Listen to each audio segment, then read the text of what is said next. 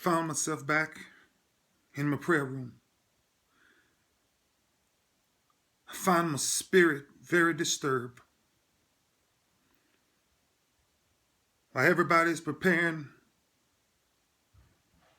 for the Final Four in March Madness, things that's ran in the newspapers have disturbed me. I'm trying to figure out if black lives really matter. Then in Chicago alone, the murder rate has soared 72% in 2016. 88% in the first 3 months of 2016 compared to last year. I'm trying to ask the question if to the organization of black lives, if they really mattered, then why not riot now? There was 141 murders this year, 82 murders last year at the same time. I'm trying to figure out in my mind why no one is paying attention to black men killing black men. Why we always find ourselves as the victims. And now we have the separation once again that we're being victimized because of one bad white cop, two bad white cops, three bad white cops kill a young black brother. But every day we have black on black crime killing each other. Police in Chicago reported 677 shootings this year. Last year, it was 359. March murder rate rose by 29%. But we're not rioting in the streets when black on black crime are killing each other. I'm trying to figure out how the month of March, there's more murders in the month of March in Chicago than there are days in the month. 45 murders in the month of Chicago. There was 271 shooting incidents. I'm trying to stop to ask this one simple thing. When will we appreciate who we are? When will our skin color start paying attention to our own skin color? When will we stop crying that black lives matter? Because God says, I am Alpha and Omega. I am creator of all, and all come up under me with my spirit, which means color means nothing. I am king. I will live as king, but we have found our way distracted. We found our way distracted because things we're not paying attention to. The murders in 2015 and 2016, just a comparison to Chicago, should be sad enough. 2015, there was 34 murders. 2016, there was 45. From January 1st to March 31st, there was 82 murders. In 2015, there was 141 in 2016. Let's just talk about the shootings. The shootings in 2015, there was 179. 2016, there was 271. January 1st to March 31st, the shootings alone, 2015, there was 359. 2016, it was 677. The shooting victims in 2015, it was 204. In 2016, it's 319. From January 1st to March 31st, it was 411 in 2015. There's 677 murders in 2016. And I'm trying to ask, what's the problem? I was asked if I was an elected official, what would I do to stop some of this violence? I would put barrels on each corner and I would give you 30 days to drop all illegal weapons in these barrels. And if you found yourself going outside of that, the moment I found you with them, that's 25 years mandatory. There's no more having conversations because what's starting to happen now is we're starting to confuse our kids. Our kids don't know which way to walk the streets. We got babies in Baltimore being shot in the middle of the streets. They're on their front porch and they're being shot. We got a family of 5 to 6 sitting in the backyard having a barbecue.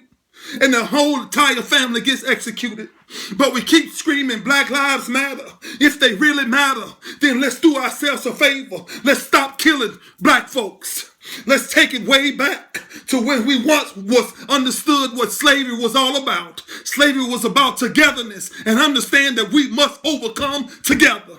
Not that we must separate ourselves to highlight our skin color. If you want to highlight our skin color, highlight the people that's doing the successful things in the communities that we should be highlighting. And it ain't all athletics. Athletics come a dime a dozen, but the impact of your journey and the things that we're supposed to be doing, you're supposed to be leaving an impact to change people's lives. One day God won't ask how many Super Bowls I won, how many tackles I made, or how many interceptions I have. He will ask the simple question, how many lives have I changed? Oh, our comfort zone must be disturbed. We got music now that kids can't listen to with their parents. We got rated R shows that's showing things that kids have a way. Social media has took us way beyond where we're supposed to be.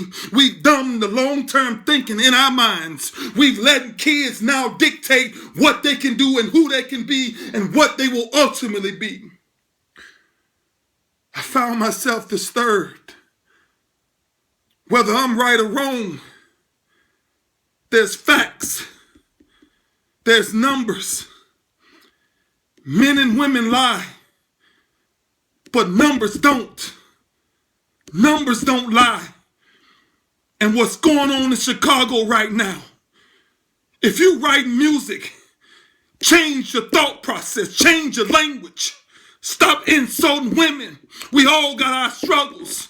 There's nothing about me that's perfect. I'm a struggling man every day of my life to walk the right path. I haven't figured it all out yet, but I figured out enough to say that there's something that I'm supposed to pass along that don't go through my same struggles. Let's write something different. Let's give these lost children something to really envision. I cried today to say I'm not a perfect man. And I have my failures, just like anyone else. But I guess the question is, are you helping? Or are you serving? You can help anybody. You can give your money away to help any cause. But to serve, you must come out of your comfort zone. There's too many brothers killing each other. And brothers, if I had one message for you, man, stop and check the pulse of the person before you pull a trigger. And realize that they are alive. And everybody you hurt, you will be accounted for. Man, I'm talking about, foolish people on social media, the things that they say, that's pure ignorance. Evil exists. Social media has become the devil's playhouse because it has foolish, ignorant people who can hide behind captions of children and pictures and funny things and insult people who's actually doing something. But one day we will all be held accountable. And brothers, if nobody else won't scream to you, I'm going to scream to you. I know Black Lives Matter because I'm a black man. But man, stop killing each other. Man, we got to put these guns down in Chicago. Baltimore, Miami. Man, it ain't that hard, man. Man, you got to be okay with earning the right living, man. It ain't supposed to be easy.